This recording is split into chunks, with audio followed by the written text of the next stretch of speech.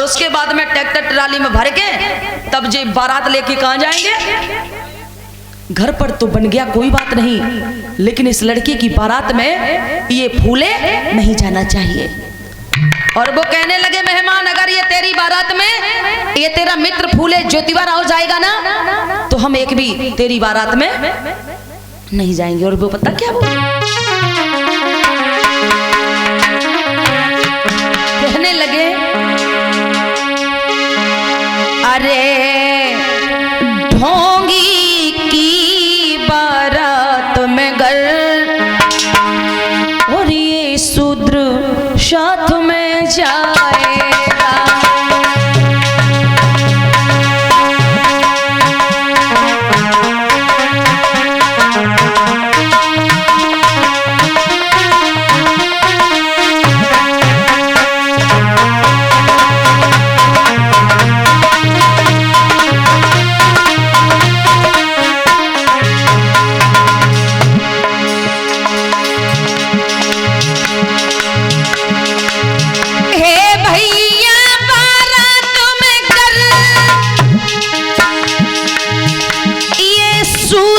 साथ में जाएगा।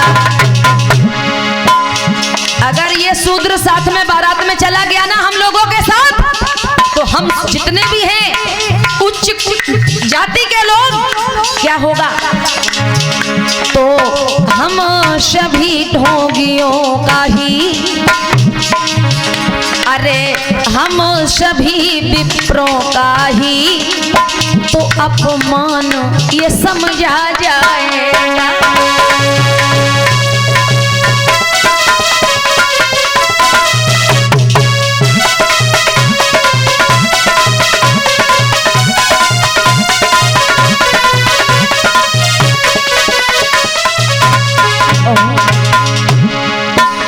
अगर ये फूले साथ में गया बारात में तो हम सभी का अपमान हो जाएगा। इसलिए शूद्र को लौटाओ, क्या कर दो, लौटा दो। इसलिए शूद्र को लौटाओ,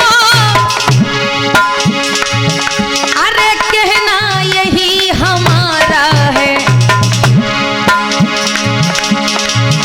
ये मनुवाद को बुरा कहे, क्या बोले, ये मनुवाद को बुरा कहे और ये अच्छा इंसान नहीं है फूले। और पता क्या बोले, ये मनुवाद को बुरा कहे, ये पापी नीच गवारा है।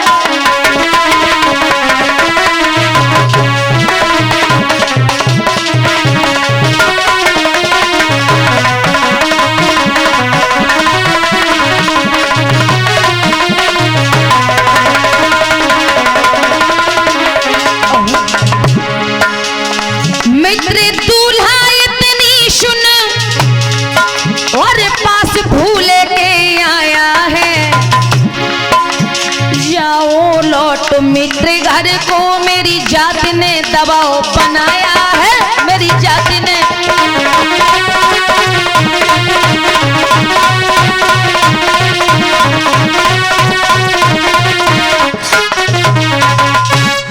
भोले लोगों, जैसे ही उस मित्र दूल्हा ने भूले को पास बुलाया और कहा कि मेरी जाति के लोगों ने हम पर दबाव डाला है, एक काम करो कि आप फूले जी अपने घर वापस, पहले तो बारात में बुलाया और उसके बाद में लौटा दिया, ये अच्छा नहीं लग रहा। भोले लोगों, अब पता है हुआ क्या, फूले जी जैसे तैसे अपमान के घूंट पी के लौटे। रास्ते में उन्हें एक नदी मिली, नदी के किनारे खड़े होकर सोचने लगे। नदी के किनारे लोगों वो खड़े होकर सोचने लगे, देखा कि जब वो पहुंचे तो उस नदी के किनारे बहुत ज्यादा मेढक, और जैसे ही फूले जी के पैरों की आहट को सुना उन मेढकों ने, तो वो मेढक एकदम से टप टप टप टप सब नदी में कूद गए। अब मेढकों को देखा तो ये विचार किया, जिस तरीके से ये मेढक कूद गए ना, एक तो मेरा भारी अपमान हुआ है। लोगों, जो इज्जत वाला व्यक्ति होता ना, इज्जत वाला, उसे अगर कोई गाली देने की तो तो छोड़ो, गलत बोलने की तो छोड़ो, अगर कोई गलत नजर करके देख भी देना तो वो व्यक्ति दोबारा आएगा नहीं उस जगह। भोले लोगों खड़े हो गए, विचार किया कि अगर मैं इस नदी में कूद जाऊं तो कैसा रहेगा। उनके मन से आवाज आई, दिल से आवाज आई, अगर मैं फूले इस नदी में कूद गया तो भला इन महिलाओं का उत्थान कौन करेगा? है? अरे मैं तो जैसे तैसे अपनी जान दे दूंगा, लेकिन इन महिलाओं के, इन शूद्रों की हालत इतनी बुरी है, इनका कैसे कौन उत्थान करेगा? भला क्या मेरे बाद कोई और भी पैदा होगा? नहीं होगा। फूले तुझे कूदना नहीं चाहिए पानी में, ये दिल से आवाज आई। और लोगों पता है क्या किया? कूदे नहीं।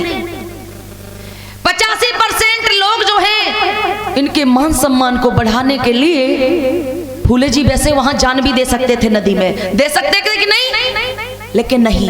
समझदार व्यक्ति आत्महत्या कभी नहीं करता, खुदकुशी नहीं करता।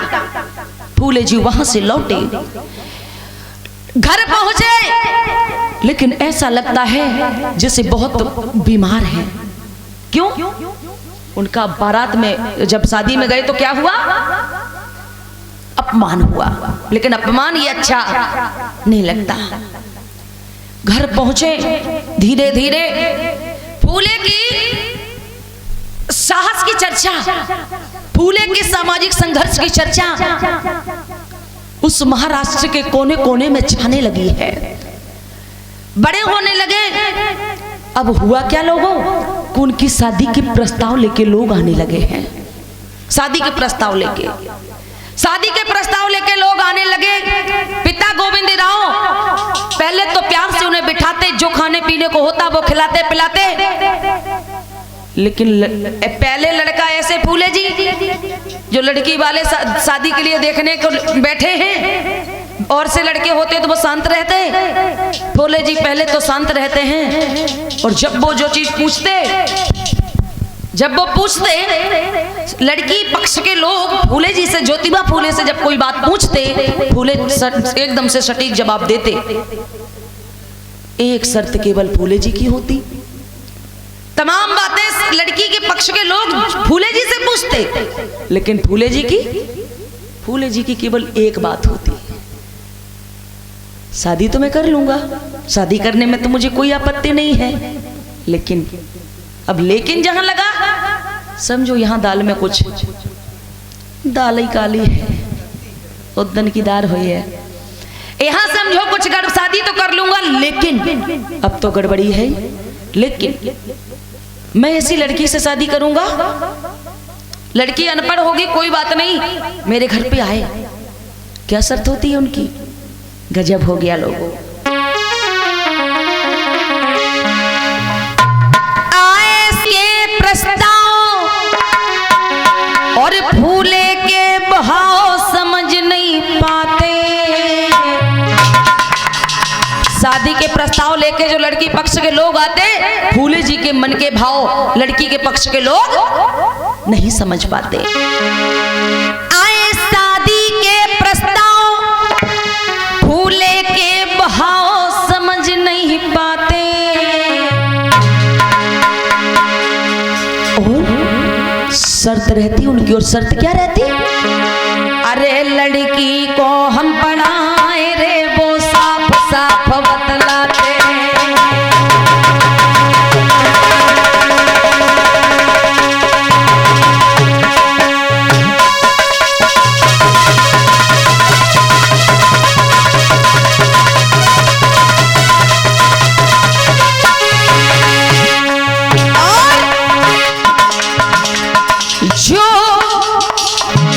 जो गृहिणी मेरी बने, क्या बने?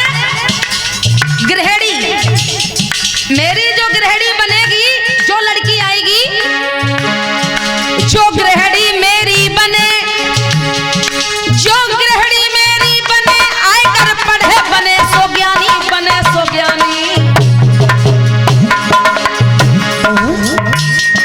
इतनी सुने जाते, शादी वाले आते लड़की पक्ष के लोग, और फूले जी कहते जो लड़की आएगी शादी करके मेरे घर, तो उसे केवल और केवल चौका बर्तन नहीं, उसे क्या करना पड़ेगा, उसे पढ़ना पड़ेगा। इतनी सुन जाते लौट रे करूं न नादानी,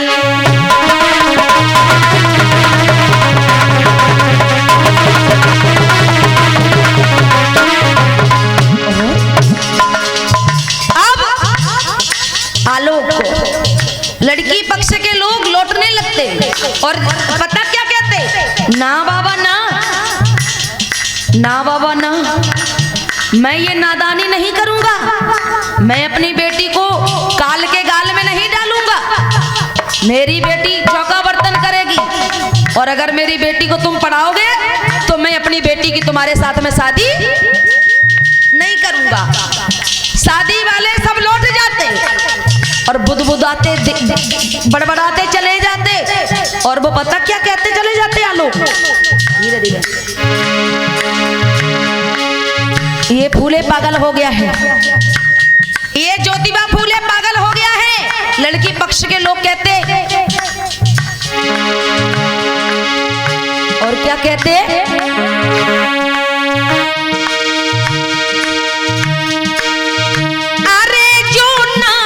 शिक्षा पावे, लड़की पक्ष के लोग कहते भैया अरे जो नारी शिक्षा पावे, अरे सर्वस्व नाश को हुई जावे,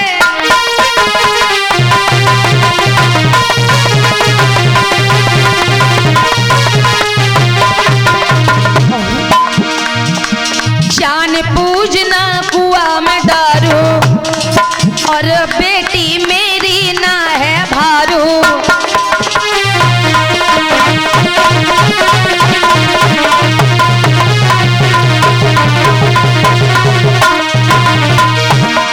अब सुनियो दे के ध्यान, हो ध्यान, अब अजब निराली आई है,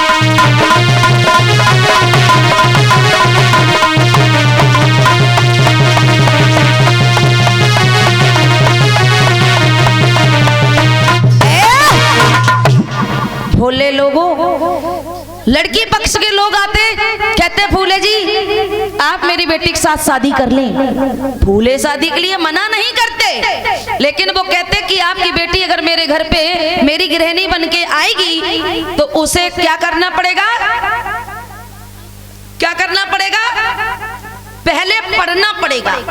और जैसे ही कहा पढ़ना पड़ेगा तो जो लड़की पक्ष के लोग होते वो कहते ना बाबा मैं इतनी बड़ी नादानी नहीं करूंगा, मेरी बेटी चौका बर्तन करेगी, ना कि मेरी बेटी पढ़ेगी लिखेगी, और मेरी बेटी अगर पढ़ेगी लिखेगी तो मनु का काला कानून तो ये कहता है कि अगर बेटियां महिलाएं स्त्रियां पढ़ेंगी ना तो इनका सर्वस्व नाश हो जाएगा।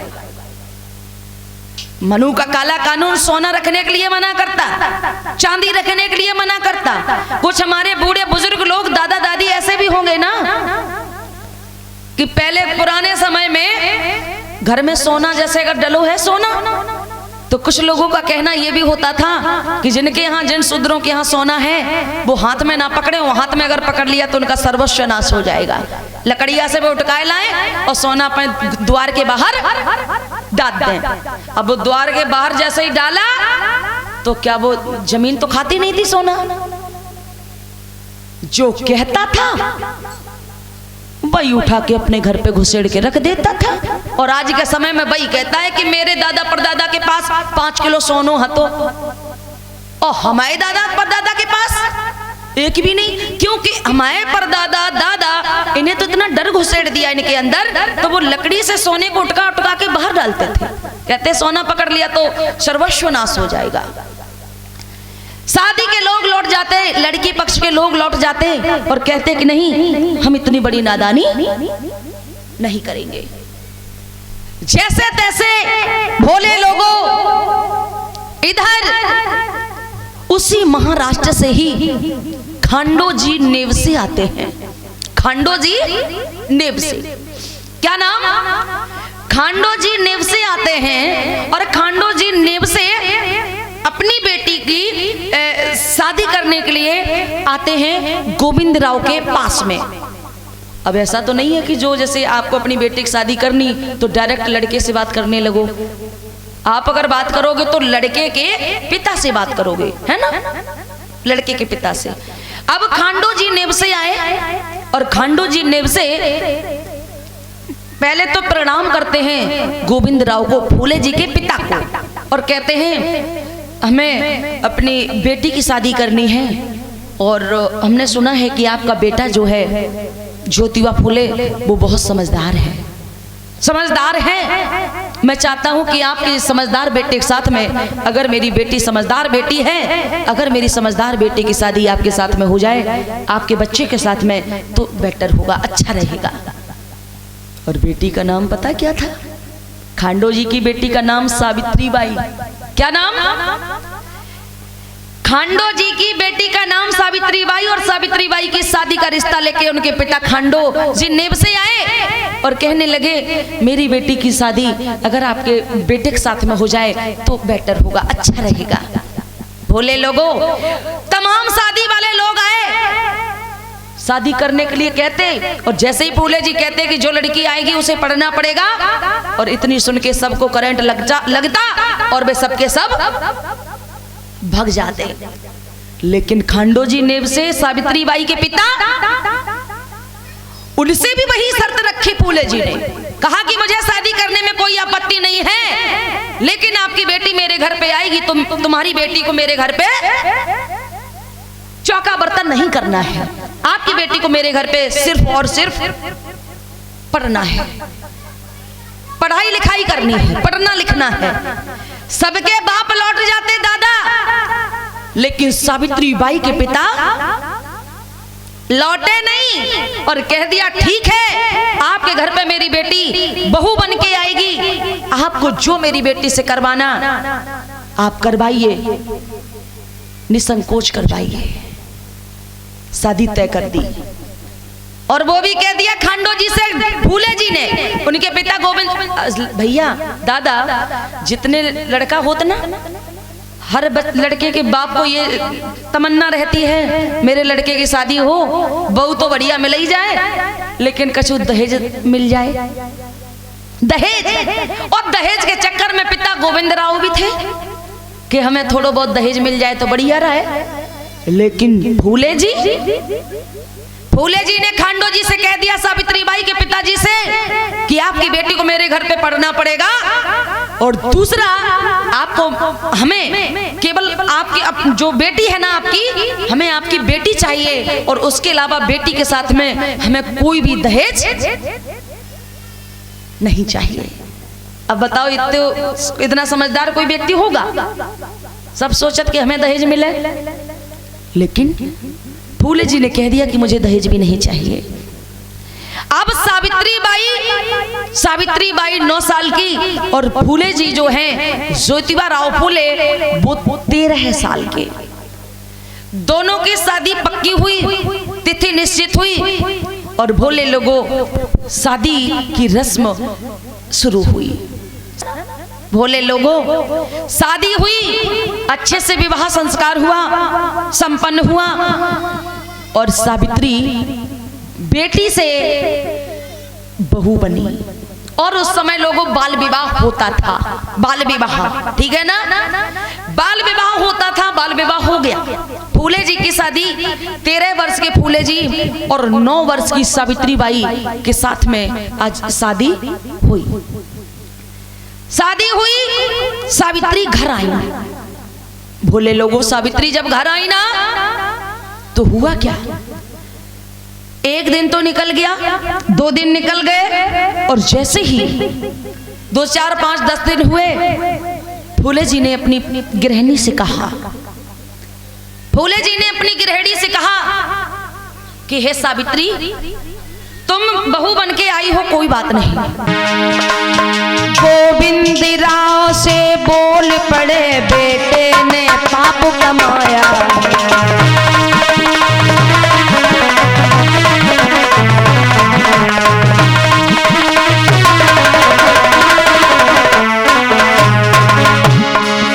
इतना ही नहीं, इस कार्य से जले मनुवादी, भारी षड्यंत्र रचाया है, भारी षड्यंत्र रचाया है। गोविंद राव से बोल पड़े तेरे बेटे ने पाप कमाया।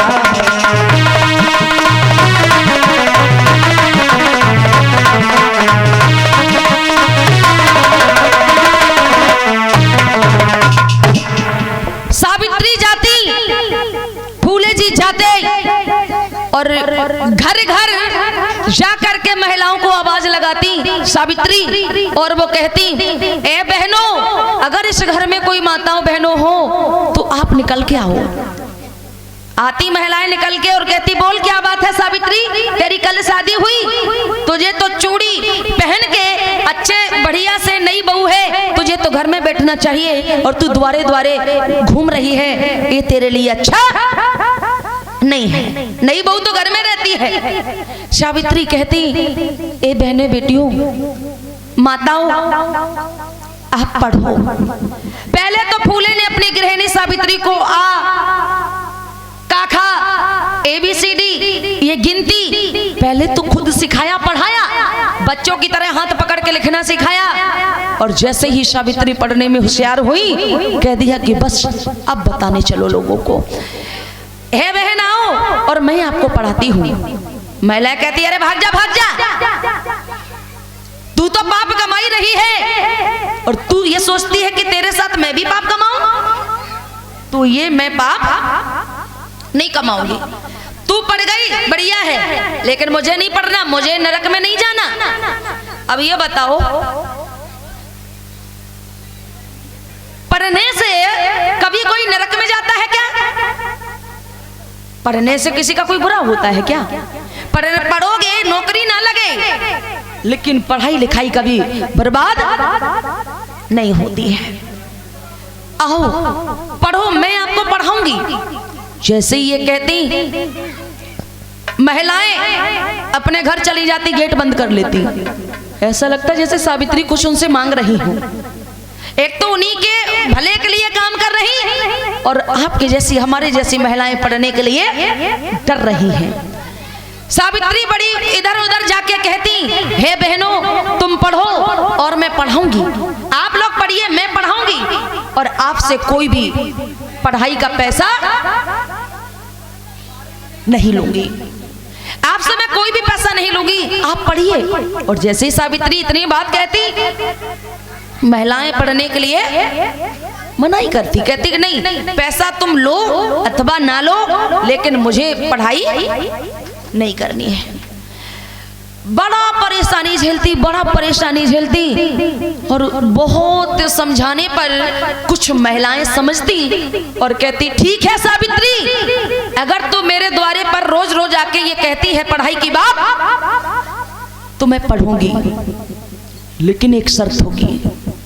आपके हमारे जैसी महिलाएं क्या कहती, एक शर्त होगी सावित्री, मैं पढ़ूंगी, तू डेली की डेली मेरे द्वारे पर आ जाती ना, मेरी मजबूरी है पढ़ने की, लेकिन मैं पढ़ूंगी, लेकिन तेरे साथ एक शर्त होगी, मैं तेरे घर नहीं जाऊंगी, तुझे मेरे घर पढ़ाने आना पड़ेगा। अब बताओ मास्टर की जी कौन सी गर्ज है, पढ़ो या भाड़ में जाओ। आजकल के होते टीचर तो ये कह देते चाहे भाड़ में जाओ दादा, हमें क्या मतलब। लेकिन सावित्री कहती अगर आपकी ये शर्त है तो मैं घर घर, जैसे एक द्वार ये है, एक द्वार ये है, तो ये दोनों महिलाएं निकल के बीच में नहीं पढ़ना चाह रही, एक के यहाँ नहीं पढ़ना चाह रही, इस द्वारे इस घर में अलग पहले पढ़ाती फिर वो बाद में पढ़ाती। ऐसा लग रहा है जैसे इनकी पूरी गर्ज है, घर से नहीं निकल रही महिलाएं, पढ़ाने लगी। फूले जी पुरुषों को पढ़ाने लगे। धीरे धीरे ये जब देखा कुछ मनुवादियों ने, तो आपको एक मैं बात बता दूं, मनुवादी कोई एक जाति का व्यक्ति नहीं होता है, एक जाति का। अगर आप किसी एक को सूंघते हैं तो ये बेकार है, मनुवादी एक जाति का व्यक्ति नहीं होता। मनुवादी जो मनु की विचार को, मनु की विचारधारा को सजो के रखता, वो दादा मनुवादी होता है। क्या हमारे आपके समाज में मनुवादी नहीं है? भोले लोगों, अब कुछ महिलाएं तो पढ़ने लगी, पढ़ी। अब जैसे ही कल का दिन हुआ, सावित्री अपने घर गई, फिर आई तो कुछ भड़का दिया कुछ लोगों ने अन्य महिलाओं को, कह दिया तुम पागल हो गई हो क्या? जिस तरीके से तुम्हें सोना रखना पाप है, चांदी रखना पाप है, इसी तरीके से तुम्हें पढ़ना भी। अब जो पढ़ रही थी उन्होंने भी पढ़ना बंद कर दिया। हाँ, पढ़ाई से डर लग रहा, उन्होंने पढ़ना बंद कर दिया। लोगों, अब जब सावित्री गली से गुजरती निकलती, एक तो वो पढ़ती भी नहीं, अब दूसरा उनके साथ घात करती हैं। और घात पता क्या? पहले से ही जान लेती कि अब जब कल सावित्री आएगी ना, एक तो मैं पढ़ूंगी नहीं और दूसरा मैं क्या काम करूंगी। यही महिलाएं पढ़ने के लिए राजी नहीं होती, और लोगों पढ़ने के लिए राजी नहीं होती तो कम से कम दूसरे को परेशान भी तो मत करो। ये महिलाएं पहले से ही गोबर घोर लेती, गोबर, कंकड़, पत्थर, लाठी, डंडा, ये सब अपने अपने घर पर छुपा के द्वारी पर रख लेती। और जैसे ही सावित्री आती, कहते हैं ना, लहरों से डरकर नौका कभी पार नहीं होती, लहरों से डरकर नौका कभी पार नहीं होती, और कोशिश करने वालों की कभी हार नहीं होती, हार नहीं मानती।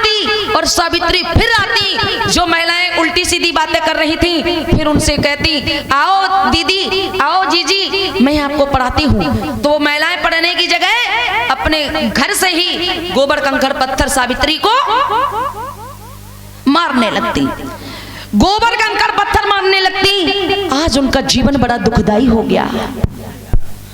सुनिए,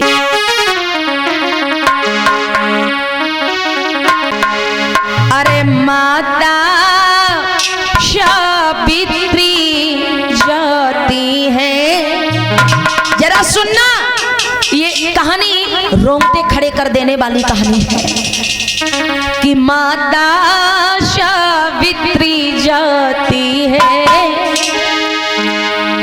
और कुछ अन्य महिलाएं आती हैं।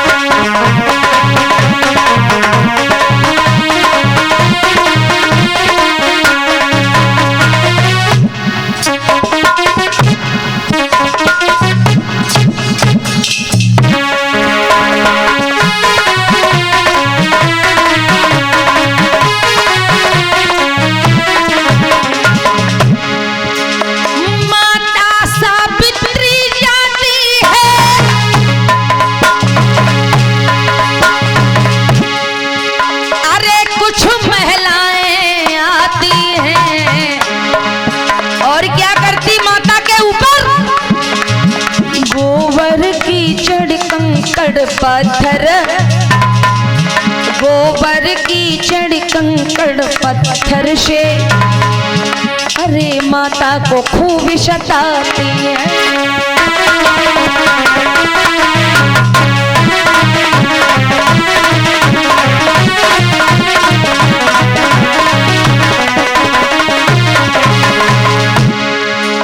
हुआ क्या, ये नहीं पता था कि इन महिलाओं को पढ़ाएंगी और यही महिलाएं उन्हें गोबर, कंकड़, पत्थर से सताएंगी, ये पता नहीं था। हुआ क्या, जीवन दुखदाई हो गया। अरे जीवन बन गो दुखदाई, अरे फिर भी नारियां रही पढ़ाई।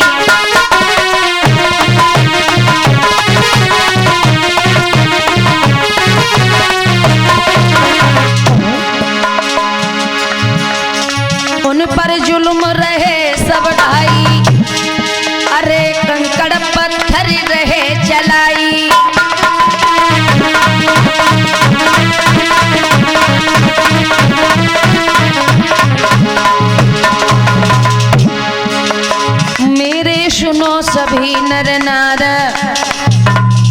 संघर्ष करना बहुत बड़ी बात होती है लोगों। जब बुद्ध को नहीं छोड़ा, कबीर रविदास को नहीं छोड़ा, अब बताइए आपको लोग छोड़ेंगे? आप भी अगर अच्छा कोई काम करेंगी ना तो आप पर भी लोग ऐसे उंगली उठाएंगे, कहेंगे अरे उसकी माँ क्या, उसकी माँ कोई आता थोड़ी है कुछ। लोग हैं।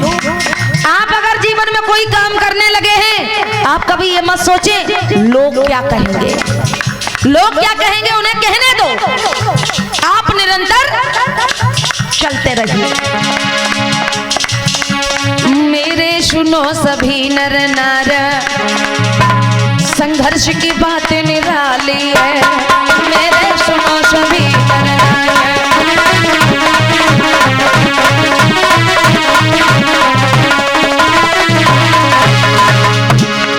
अरे बात निराली है, संघर्ष की बात निराली है, संघर्ष की बात निराली है। मेरे सुनो सभी नर नार, संघर्ष की बात निराली है।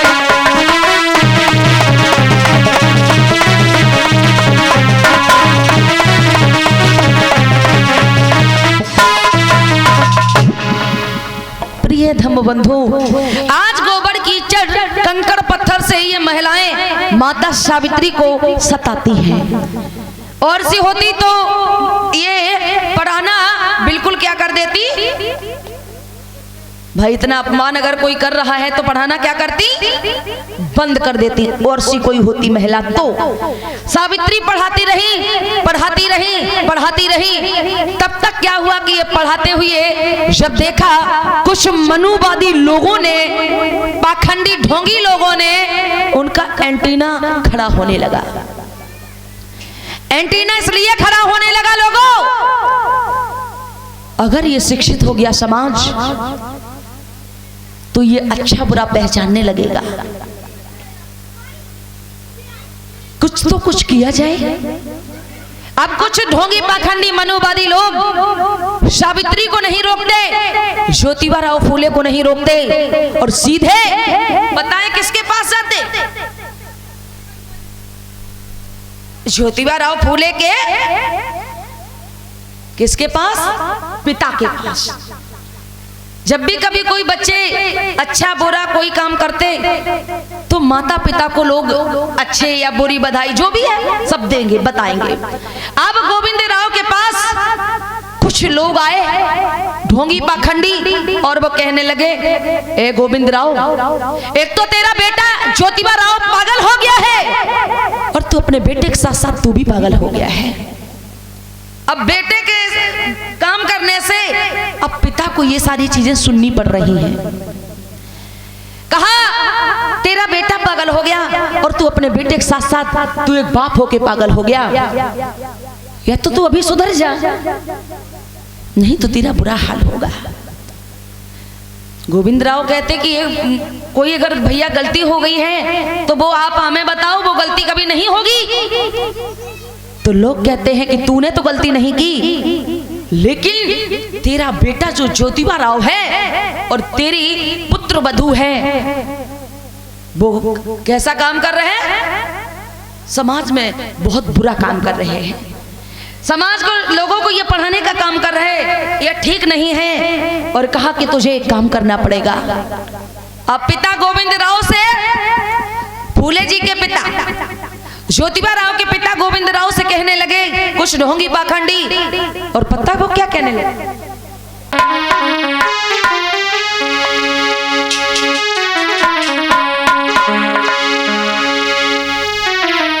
कि घर से दो शीघ्र निकाली उन्हें। हे गोविंद राव, तू अपने पुत्र और पुत्र वधू को, ज्योतिबा राव फूले को और सावित्री बाई को अपने घर से, अब देखिए एक तो नई नई शादी हुई और नई नवेली बहू को अपने घर से निकालने के लिए कह रहे हैं कि घर से दो शीघ्र निकाली उसे, अगर चैन से जीना है तुझे, अगर चैन से जीना है, नहीं हो जावे और नहीं जहर तुझे पीना है।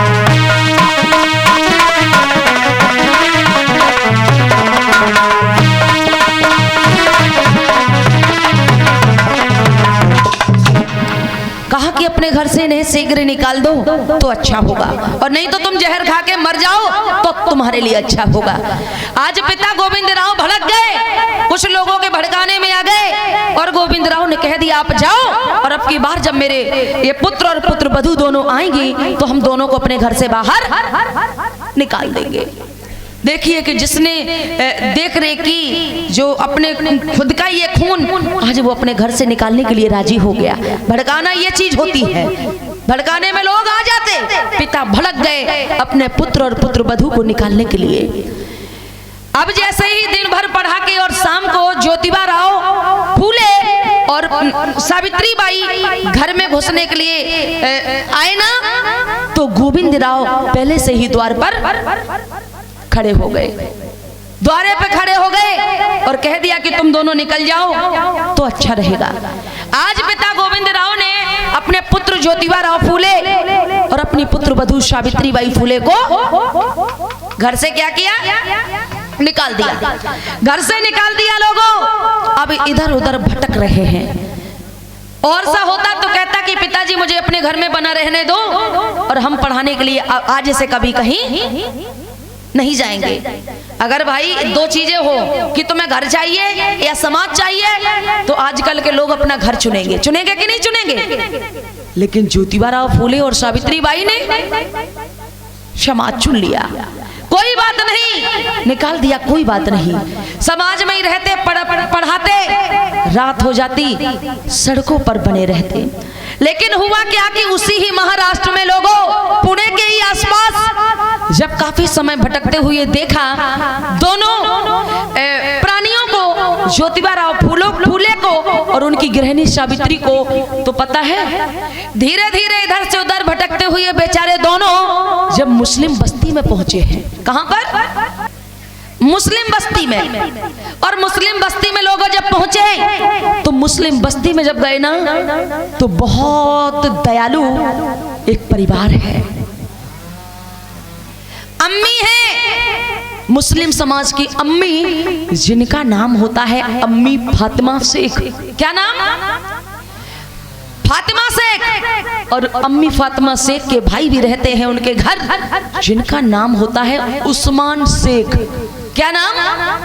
उस्मान शेख। फातिमा शेख, उस्मान शेख। आज फातिमा शेख ने क्या किया कि फूले जी को अपने घर बुलाया और कहने लगे कि मैंने सुना है कि आपके पिता ने आप दोनों को आपका अपने घर से निकाल दिया। कोई बात नहीं, आज से फूले जी ये मेरा बड़ा घर पड़ा है और ये इस घर में आप रहिए। अब देखिए, कुछ लोग कहते हैं कि आपका दुश्मन जो है, कुछ लोग कहते हैं कि आपका दुश्मन जो है, आपका दुश्मन मुसलमान है। आपका दुश्मन मुसलमान है क्या? जैसे आपके महापुरुष को घर में रहने के लिए जगह दे दी, अगर किसी ने ठिकाना दे दिया, डूबते हुए को अगर तिनके का सहारा होता, अब उन्हें अगर रहने के लिए जगह दे दी, मुस्लिम समाज के उन महापुरुष ने, वो अम्मी फातिमा शेख, उस्मान शेख ने, ये उनके साथ अच्छा किया जगह देके या बुरा किया? अच्छा किया ना। लेकिन हम लोगों को क्या बताते हैं? अरे लोगों, आपका दुश्मन मुसलमान है। और जैसे ही मुसलमान की बात की तो हम लोग बिना सोचे समझे मुसलमान को दुश्मन समझने लगते हैं। ठीक है ना? समझिए कि बाबा साहब अम्बेडकर जब पढ़ने के बाद पहला सत्याग्रह पता कायदा किया था। बाबा साहब अम्बेडकर ने पढ़ाई लिखाई करने के बाद पहला सत्याग्रह जो किया था, पानी के लिए किया था। कहां पर?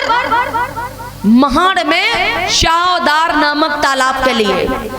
20 मार्च सन 1927 को यह सत्याग्रह किया।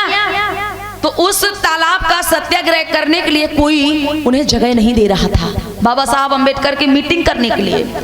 तो तब भी अगर जगह देने का काम किया था ना, उस सत्याग्रह करने के लिए, सम्मेलन के लिए महर तालाब के लिए, तो तब भी अगर जगह किसी ने दी थी तब भी वो मुस्लिम समाज के लोगों ने ही बाबा साहब अम्बेडकर को मीटिंग करने के लिए जगह दी थी। अब बताइए, हर जगह लिखा होता है कि जल ही क्या है, जल ही जीवन है। जब इन शोषित पीड़ित गरीब समाज के लोगों के लिए जल ही नहीं था तो क्या इनका जीवन होता? नहीं होता, इनका जीवन नहीं होता। प्रिय धर्म बंधुओं, अब इसीलिए तो मैं कहती हूं हर काली चीज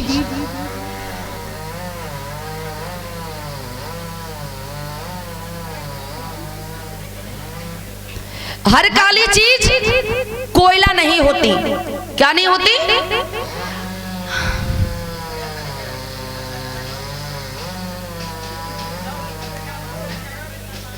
हर काली चीज कोयला नहीं होती और हर चमकने वाली चीज सोना नहीं होती। हर काली चीज कोयला नहीं होती, हर चमकने वाली चीज सोना नहीं होती। और धोखा वही खाते हैं हमारे भोले भाले SC ST OBC and minority समाज के लोग, जिन्हें दोस्त और दुश्मन की सही पहचान नहीं होती। आपका दुश्मन मुस्लिम नहीं है, आपका दुश्मन ईसाई नहीं है, आपका दुश्मन पारसी नहीं है, आपका दुश्मन सही मायने में है तो है कौन? ये हमें सोचना पड़ेगा। आज अम्मी फातिमा शेख ने जगह दी, रहने लगे, और अम्मी फातिमा के पास रह गए ही आज फूले जी, सावित्री, आज दोनों प्राणी अम्मी फातिमा शेख को पढ़ाने का काम करते हैं।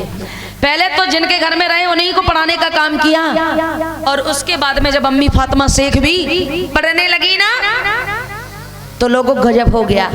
अब अभी तो एक ही थी सावित्री, अब सावित्री के कदम से कदम मिला के अम्मी फातिमा शेख भी चलने लगी। कहने लगी आप काम करोगे तो आपके साथ समाज में कहीं थोड़ा ना थोड़ा मैं भी काम करूंगी। अब अम्मी फातिमा शेख उनका क्या दिया, सावित्री का साथ दिया उन्होंने, वो भी पढ़ाने के लिए जाने लगी। भोले लोगों, इस तरीके से पढ़ाने का काम किया किसने?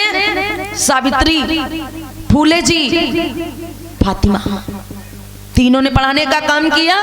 और उसके बाद इन प्राणियों ने मिलके पुणे में 1848 में भारत में, सन 1848 भारत में अगर महिलाओं के लिए कोई पहला स्कूल खोला गया तो सन 1848 में खोला गया।